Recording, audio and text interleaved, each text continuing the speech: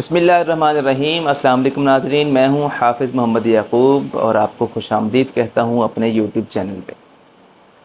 ناظرین، حسد ایک ایسی بیماری ہے جس سے دنیا میں کوئی بھی شخص محفوظ نہیں ہے، جس میں میں اور آپ بھی محفوظ نہیں ہیں۔ دنیا کا ہر شخص کہیں نہ کہیں حاسد ہے۔ حسد دراصل اس جذبے کو کہتے ہیں جو جذبہ آپ کو اس بات پہ ابھارتا ہے کہ آپ اللہ کی تقسیم سے ناخوش ہوتے ہیں۔ حسد چھوٹی بات نہیں ہے۔ آپ اس بات پہ نالاں ہیں کہ اللہ نے تقسیم ٹھیک نہیں کی۔ آپ یقین رکھتے ہیں اس بات پہ کہ جو مالک نے کسی شخص کو کسی دوسرے انسان کو دیا ہے وہ آپ کو کیوں نہیں دیا۔ یہ چھوٹی بات نہیں ہے، یہ ذہن میں رکھیے گا۔ حسد انسان کی شخصیت سے، اس کی دولت سے، اس کی گاڑی سے، اس کے گھر سے، اس کی نوکری سے، اس کے بزنس سے، اس کی فیملی سے، اس کی پرسنالٹی سے، اس کے بول چال سے، حتیٰ کہ اس کے میل جول سے بھی ہو سکتا ہے۔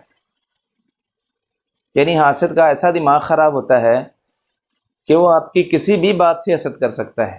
حاسد وہ ہو سکتا ہے جس کو پتہ ہے کہ آپ کیا ہیں۔ سڑک پر چلتا عام آدمی آپ کا حاسد نہیں ہو سکتا۔ اس کا مطلب یہ ہوا کہ حاسدین جو ہوتے ہیں نا، وہ آپ کی فیملی میں ہوتے ہیں، آپ کے عزیز و اقارب میں ہوتے ہیں، وہ آپ کے دوستوں میں ہوتے ہیں، وہ آپ کی کالج یونیورسٹی، آپ کے آفس میں، یا وہ آپ کے ارد گرد ہیں۔ کوئی شخص دوسرے ملک میں بیٹھا آپ سے حسد نہیں کر سکتا، کوئی شخص دوسرے شہر میں بیٹھا نہیں کر سکتا، ایون دوسری گلی میں، تیسری گلی میں بیٹھا کوئی شخص آپ سے حسد نہیں کر سکتا۔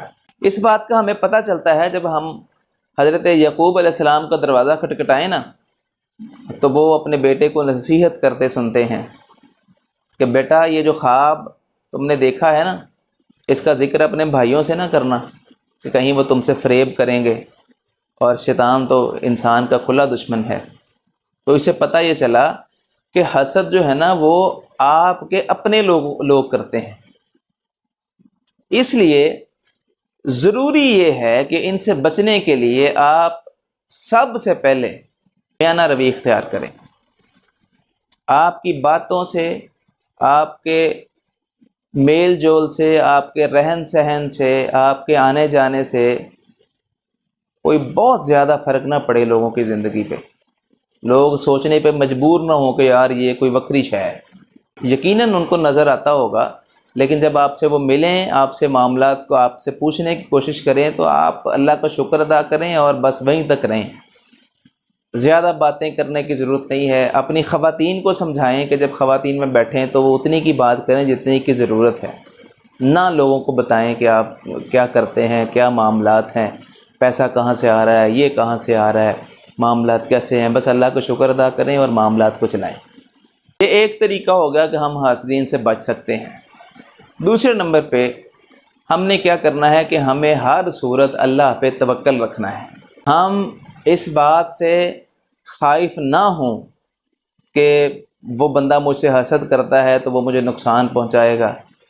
نقصان آپ کا تب تک نہیں ہو سکتا جب تک اللہ نہیں چاہے گا۔ پھر اس بات کو ہم چلتے ہیں یوسف علیہ السلام کے پاس کہ ان کے بھائیوں نے واقعی ان سے حسد کیا، ان کو کنویں میں پھینک دیا۔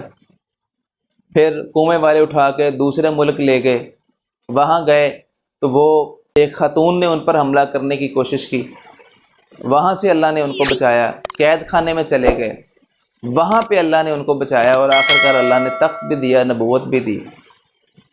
تو ہمیں اس بات پہ توکل کرنا ہے کہ کوئی حاسد جو مرضی کرے، جب تک اللہ تعالیٰ آپ کا نقصان نہیں کرنا چاہیں گے آپ کا نقصان نہیں ہوگا۔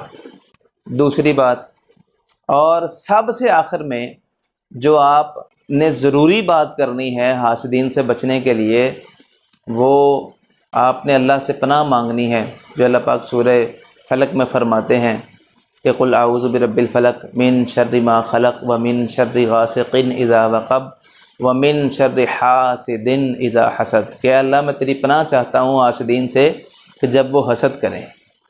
ناظرین کرام، یہ تین باتیں آپ ہر صورت ان پہ آپ کو عمل کرنا ہوگا حاسدین سے بچنے کے لیے، اور یہی باتیں ہیں کہ آپ حاسدین سے بچ سکتے ہیں۔ اللہ کی مدد کے بغیر، اللہ کی پناہ کے بغیر آپ حاسدین سے نہیں بچ سکتے۔ یہ بات ذہن میں رکھیں کہ اگر کوئی حسد چھوٹی سی بات ہوتی نا تو اللہ پاک اس سے پناہ کی بات نہ کرتے۔ اللہ پاک نے جیسے اسپیشل اعوذ باللہ من الشیطان الرجیم یہ اسپیشل دعا دی ہے مسلمانوں کو کہ آپ شیطان مردود سے میری پناہ میں آ جائیں، تو اسی طرح حاسدین سے بھی کہا اللہ نے کہ میری پناہ مانگو تو بچ سکو گے۔ ناظرین، یہ تھی آج کی ویڈیو، امید کرتے ہیں آپ کو پسند آئی ہوگی۔ آپ سے گزارش کریں گے کہ ہمارے چینل کو سبسکرائب کیجیے گا اور ویڈیو کو شیئر ضرور کیجیے گا۔ والسلام، اللہ حافظ۔